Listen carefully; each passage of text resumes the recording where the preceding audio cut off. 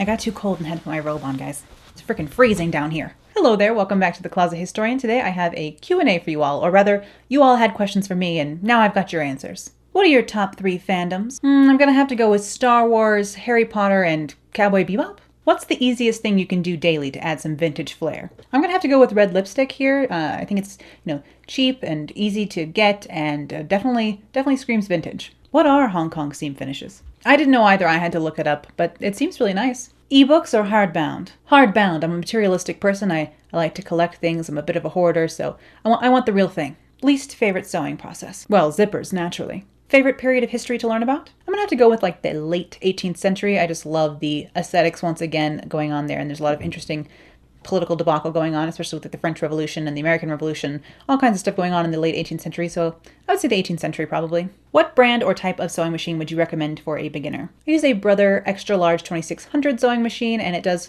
everything I need it to be able to do. In fact, it does a lot more than I ever needed to because I don't use any of these fancy stitches ever. I only ever use the straight stitch, the button-holding stitch, and then maybe a zigzag if I'm sewing like faux fur or something like that. So really, I feel like if you have a sewing machine that does a straight stitch and like will wind a bobbin for you and does a buttonhole, like that's all you really will need out of a sewing machine. A lot of sewing machine technology hasn't changed in like the past 50 plus years. You can get much fancier digital interfaced ones now, but I just don't think you need that. I think for a beginner, a entry-level Singer or Brother machine is a perfect fit. I would also recommend looking at thrift shops or even a sewing machine, usually sewing machine / vacuum repair places where they might have used machines for sale, just because I don't think you need necessarily a brand new machine either if you can pick something up for a deal. Again, sewing machines are pretty hardy and pretty similar, so I think if you're just a beginner, a nice thrift store machine will work out just fine for you. But if you wanted to invest in one, I do recommend like the Singer or Brother mid-range ones. I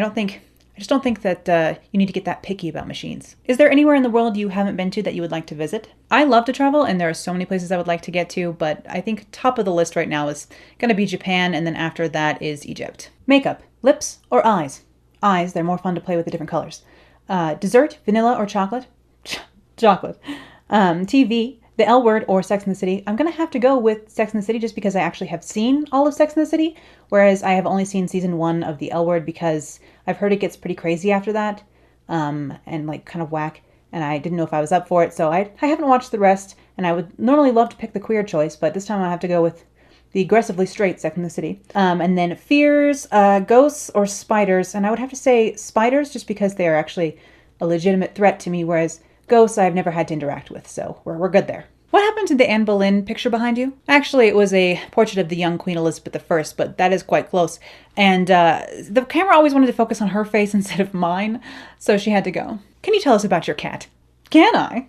This is Cleo, my tiny little runt of the litter tabby, who is my mom's shadow and bothers us constantly, which is most excellent and also most annoying, usually in equal measure. And I adore her. She's very small and cute and loves to sit on my lap and like watch whatever I'm watching on my laptop with me or bother me while I'm trying to write, and I just adore her. And then this is Gunny, her long-haired brother, her litter mate. They actually are both from the same litter. We adopted them at the same time. He's a bit dim in my opinion, but much more of a ragdoll. Very, very soft, extremely cute. He looks wise, but often yells and yowls at odd hours for no reason other than that he just seems to enjoy it. There's a neighborhood Bengal cat that comes into our yard to taunt him by being outside in our yard against his wishes, and that's his nemesis in life, and he's very cute, again. They're both, I think, 13 now, and I adore them, so they're not allowed to age anymore. What situations in life divide your wardrobe? Definitely my day job, because I do work in production. I do have to wear a uniform like t-shirt. The shirts I wear are like uniform shirts. They're required for me to wear t-shirts, and then I just wear those with jeans. So I have normal clothes for my day job, and then a lot of times if I'm not working at my day job, I will just be at home. And when I'm sitting around at home, I'm gonna be honest, I'm in my pajamas or in like sweatpants, a robe. I don't get dolled up to sit at home and not leave the house. It's just a waste of expensive foundation, to be honest.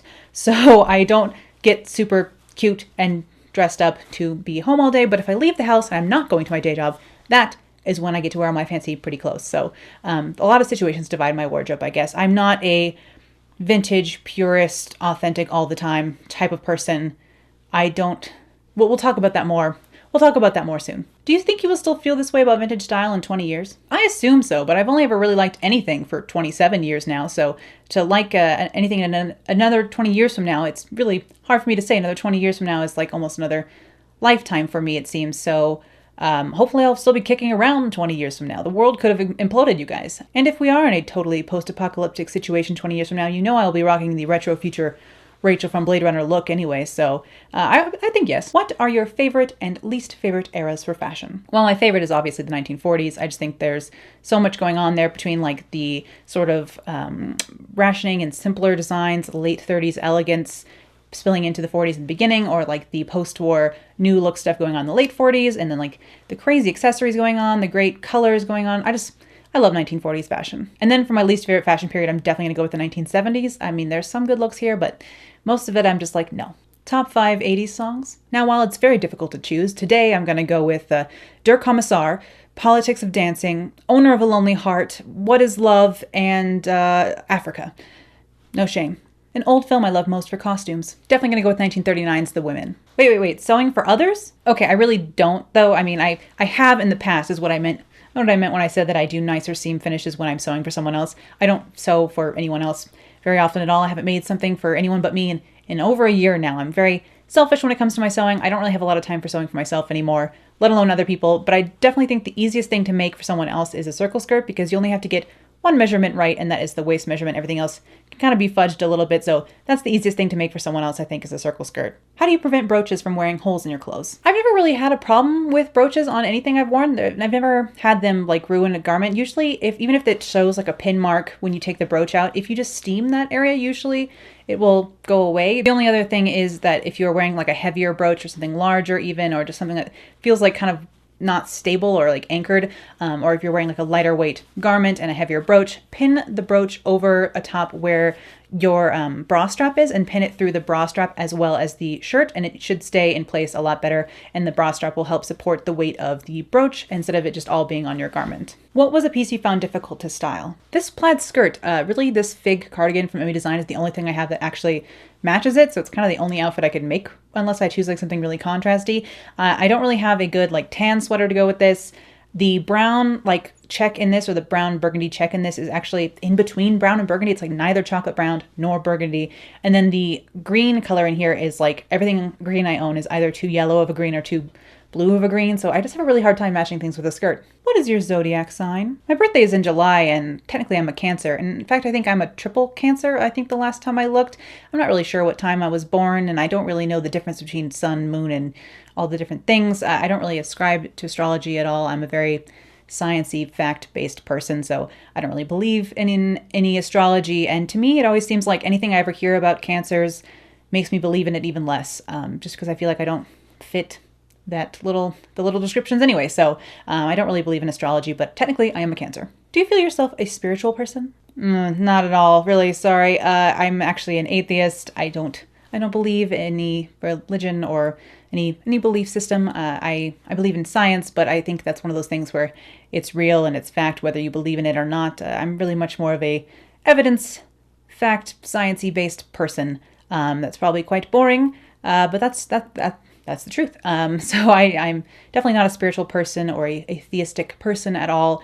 The closest I ever get to something like a spiritual kind of experience, I feel like, is when I am writing. Sometimes when I'm really in the thick of it, that almost feels like spiritual to me, but not like only in the creative way, not in any actual like spiritual sense. So not at all. What is your favorite thing to sew? I would say circle skirts, just because I've made so many of them now. It's like super second nature, and I find hemming them really satisfying. Favorite part of your makeup routine? It's definitely eyeshadow. I've spent way too much money on it these past few weeks. I've been really getting into eyeshadow again, as you can probably tell here on the channel. I've had some quite different looks going on the past week, which has been fun to play with, so definitely eyeshadow right now. So those were some answers to some of your questions. Thank you guys for leaving those questions for me. Sorry I couldn't get to every question. Some of them I did feel I had answered before, so if I didn't get to your question, or if I didn't answer your question, it's possible I felt I had answered it in my last Q&A video, so I'll put that in a card above as well. I did a 2-part Q&A over the summer, so I may have answered your question already in that Q&A. I didn't want to repeat myself, so the answer may still be around, just in a past video. Please feel free to leave me more questions in the comments below, and I will try and get to a few more and answer some more questions for you down there in the comments.